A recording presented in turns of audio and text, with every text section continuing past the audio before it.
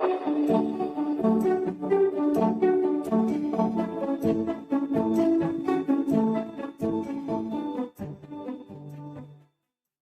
Morning students, कैसे हैं आप लोग। आई थिंक तो सब अच्छे होंगे और वीडियो को एंजॉय कर रहे होंगे और आपने वीडियो को लाइक शेयर एंड सब्सक्राइब कर दिया होगा।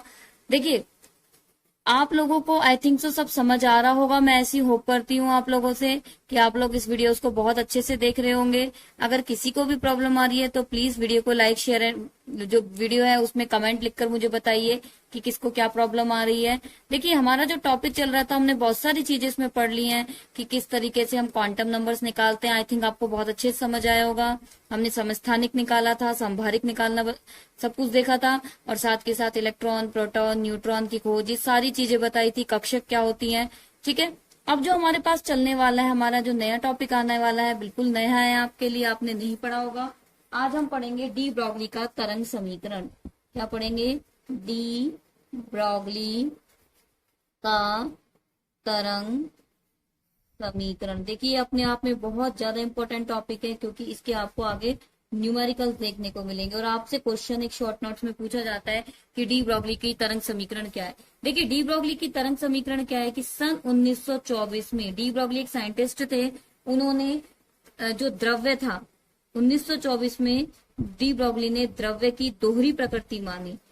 द्रव्य का मतलब पदार्थ, क्या या हम बात करें कि जिसके बारे में हम बात करने वाले हैं कि द्रव्य की दोहरी प्रकृति मानी। इन्होंने ये कहा कि द्रव्य जो होता है वो कण की तरह भी व्यवहार करता है और तरंग की तरह भी व्यवहार करता है। तो डी ब्रॉगली ने क्या करा कि सन 1924 में द्रव्य की दोहरी प्रकृति बताई और ये कहा कि यहाँ पर जो द्रव्य होता है वो कण की तरह भी व्यवहार करता है और तरंग की तरह भी व्यवहार करता है, ठीक है। और उन्होंने इस आधार पर एक समीकरण दी और उस समीकरण का नाम था डी ब्रॉगली की तरंग समीकरण। क्या कहा कि हमने कहा डी ब्रॉगली का जो तरंग समीकरण है, उसने ये बताया कि 1924 में द्रव्य की दोहरी प्रकृति बताई कि ये कण की तरह भी व्यवहार करता है और तरंग की तरह भी। इसी के आधार पर उसने अपना एक समीकरण दिया जिसे डी ब्रॉगली का तरंग समीकरण के नाम से भी जाना जाता है, ठीक है। और उसने एक समीकरण दी जिसे हम कहते हैं लैम्डा बराबर एच अपॉन पी। एच होता है यहाँ पर प्लांक नियतांक। एच क्या है यहाँ पे? प्लांक नियतांक। पी बराबर है यहाँ पर संवेग। तो देखिए, और आपको पता है कि संवेग होता है वो एम अपॉन वी, यानी कि वेग और उसके द्रव्यमान के बराबर होता है। तो मैं इस पी की जगह यहाँ पर ये भी तो लिख सकती हूँ। तो मैं इसको क्या लिख दूंगी? लैम्डा बराबर एच अपॉन एम वी, ये भी लिख सकते हैं। और साथ के साथ हम ये भी तो कह सकते हैं यहाँ पे कि जो लैम्डा होता है, देखो ये एक नियतांक है, तो इसको हम क्या करेंगे? इस तरीके से लिख सकते हैं लैम्डा बराबर 1 अपॉन, या हम यूं लिखेंगे कि lambda is proportional to 1 upon P, यानी कि तरंग दैर्घ्य किसके?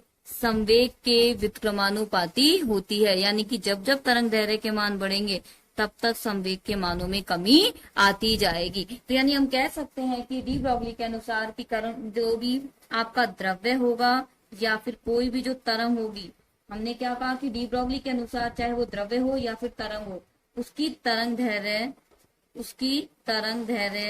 उसके संवेग के व्युत्क्रमानुपाती होती है।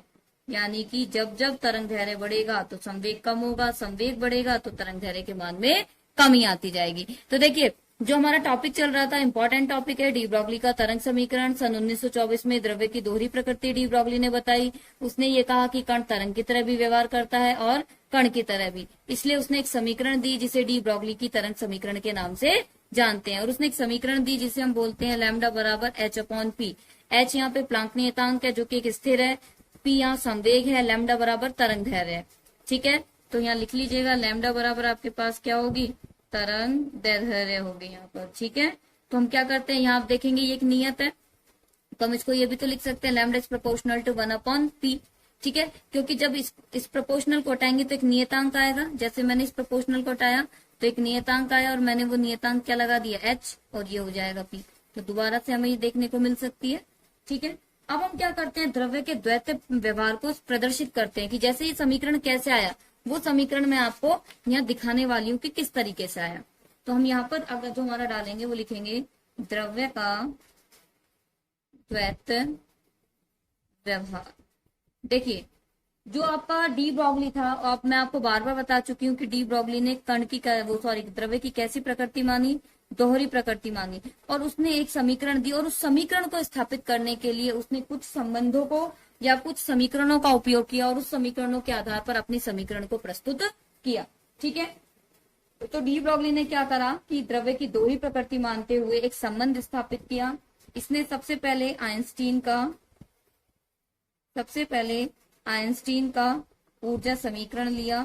आइंस्टीन भी एक साइंटिस्ट थे और उनका ऊर्जा समीकरण था E बराबर mc², जिसे हम समीकरण 1 के नाम से जानेंगे। तथा दूसरा इसने प्लांक का क्वांटम सिद्धांत लिया, और प्लांक के क्वांटम सिद्धांत के अनुसार होता है E बराबर h न्यू, इसे समीकरण 2। ठीक है, E बराबर ऊर्जा, h बराबर प्लांक कांस्टेंट, न्यू बराबर आवृत्ति। ठीक है, अब हम क्या करेंगे, यहाँ लिखेंगे कि डी ब्रॉगली के अनुसार समीकरण 1 व समीकरण 2 से, क्योंकि दोनों इक्वल है यहाँ पर, तो हम एक तरफ लिख देंगे mc² बराबर 1 बराबर h न्यू। और मैं आपको पहले का वीडियो में बता चुकी हूँ कि म्यू बराबर होता है c अपॉन लैम्डा के, तो मैं म्यू की जगह c अपॉन लैम्डा लिख सकती हूँ। तो क्या हो जाएगा यहाँ mc² बराबर h c अपॉन लैम्डा, यही हो जाएगा। तो आप देखेंगे एक c से एक c कैंसिल हो जाएगा यहाँ पर। ठीक है, तो यहाँ पर क्या बचेगा भाई, यहाँ बचेगा mc बराबर h अपॉन लैम्डा। मैं क्या करूं, इस लैम्डा को इधर लेके आ जाऊं तो क्या हो जाएगा h अपॉन mc। लेकिन एक चीज बता देती हूँ, c बराबर जो यहाँ पर है वो आपका प्रकाश का वेग है। c यहाँ पर क्या होता है, प्रकाश का वेग होता है, जबकि हम किसके लिए बात कर रहे हैं, कण के लिए। अतः कण के वेग के लिए हम यहाँ पर क्या लेंगे, v को काम में लेंगे। तो मैं लिख सकती हूँ लैम्डा बराबर h अपॉन mv, और आपको पता है mv किसके बराबर होता है, p के, तो लैम्डा बराबर h अपॉन p। आई नहीं आई इक्वेशन भाई, आ गई ना इक्वेशन। तो देखो कैसे आई, हमने क्या करा, सबसे पहले आइंस्टीन का ऊर्जा समीकरण लिया जो क्या कहता है E बराबर mc² के बारे में बात करता है। फिर हमने क्या कहा, प्लांक का क्वांटम सिद्धांत लिया जो बताता है E बराबर h न्यू। h बराबर मैं फिर लिख देती हूँ यहाँ पे प्लांक का, ये प्लांक नियतांक होता है जो कि एक नियत होता है, और न्यू बराबर क्या होती है, यहाँ पर आवृत्ति ली जाती है। अब हम क्या करते हैं, समीकरण 1 और 2 को लेते हैं। समीकरण, क्योंकि दोनों की ऊर्जाओं की बात हो रही है, तो mc² बराबर h न्यू। न्यू बराबर मैं आपको पहले बता चुकी हूँ c अपॉन लैम्डा होता है। ठीक है, अब आप इस न्यू की जगह क्या रख देंगे, c अपॉन लैम्डा। तो एक c से एक c कैंसिल हो जाएगा, क्योंकि मैं इसको m.c.c भी लिख सकती हूँ, तो एक c से एक c कैंसिल हो गया। तो क्या बचेगा, mc बराबर h अपॉन लैम्डा। मैं इस लैम्डा को इधर लिया हूं तो ये कहाँ चले जाएगा, नीचे आ जाएगा, h अपॉन mc। अब क्या होगा कि जो c होगा वो क्या कहलाता है, प्रकाश का वेग। और हमें यहाँ प्रकाश की बात नहीं करनी, हमें कण की बात करनी है, और कण के वेग के लिए हम क्या लिखते हैं, v। तो मैं क्या लिख दूंगी यहाँ c की जगह v। तो लैम्डा बराबर h अपॉन mv, तो क्या हो जाएगा लैम्डा बराबर h अपॉन p। मैं इसको ये भी तो लिख सकती हूँ, lambda is inversely proportional to 1 upon p। ठीक है, यहाँ तक किसी को कोई समस्या। अतः हम कह सकते हैं कि यहाँ पर कण या द्रव्य की तरंग दैर्घ्य, कण या द्रव्य की, हम कह सकते हैं कण या द्रव्य की तरंग दैर्घ्य उसके संवेग के व्युत्क्रमानुपाती होती है। ठीक है, तो ये तरंग दैर्घ्य के लिए क्या लिख सकते हैं भाई, हम यहाँ पर तरंग दैर्घ्य के लिए हम ये लिख सकते हैं कि लैम्डा बराबर होता है h अपॉन p। ठीक है, और अगर आपको तरंग संख्या निकालनी है तो मैं उसका फॉर्मूला आपको बता देती हूँ। देखिए तरंग संख्या निकालने का फॉर्मूला क्या होगा, आपको ये इंपॉर्टेंट है, ये ध्यान रखना है। तरंग संख्या निकालने का फॉर्मूला होगा आपके पास 1 अपॉन लैम्डा बराबर mv अपॉन h। कुछ नहीं करा हमने, जो हमारे पास लैम्डा बराबर h अपॉन mv था, मैंने इसको 1 अपॉन में करा, तो ये क्या हो जाएगा, ऊपर आ जाएगा, और ये नीचे, तो वो कुछ इस तरीके से हो जाएगा। और आपको पता है कि 1 अपॉन लैम्डा किसके बराबर होता है, म्यू बार के बराबर होता है, और mv अपॉन h। तो इस तरीके से हम क्या कर सकते हैं, तरंग संख्या को भी काउंट कर सकते हैं। तो देखिए हमने जो बात करी वो डी ब्रॉगली के तरंग समीकरण की बात करी। दोबारा सुन लीजिए एक बार कि डी ब्रॉगली का तरंग समीकरण क्या कहता है हमसे, कि डी ब्रॉगली का तरंग समीकरण ये कहता है कि 1924 में डी ब्रॉगली ने एक समीकरण दी जिसे हम क्या कहते हैं, ये डी ब्रॉगली की तरंग समीकरण कहते हैं। इसने बताया कि द्रव्य की दोहरी प्रकृति होती है, वो कण की तरह भी व्यवहार करता है और तरंग की तरह भी। अतः उसने एक समीकरण दी जिसे डी ब्रॉगली तरंग समीकरण के नाम से जाना जाता है। ठीक है, इसने फिर क्या करा, अपना एक समीकरण दिया लैम्डा बराबर h/p। यही हमारा मेन डी ब्रॉगली समीकरण है। ठीक है, इसके न्यूमेरिकल्स हैं, उन न्यूमेरिकल्स को मैं आपको अगले वीडियोस में कराने वाली हूँ।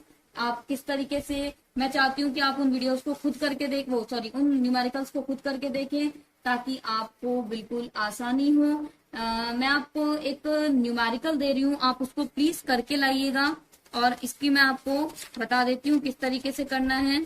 तो देखिए इस तरीके से आपको करना है। क्वेश्चन है, यदि किसी कण का डी ब्रॉगली